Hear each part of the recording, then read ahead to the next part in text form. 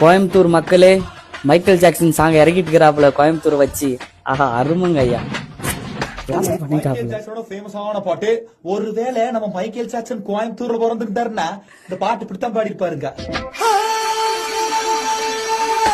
Walking போக நாங்க race course போவோம், பர்ச்சேஸுக்கு நாங்க டவுனா போவோம், அக்கத்தால நாங்க ஊட்டிக்கு போயிட்டு குடிப்போம்.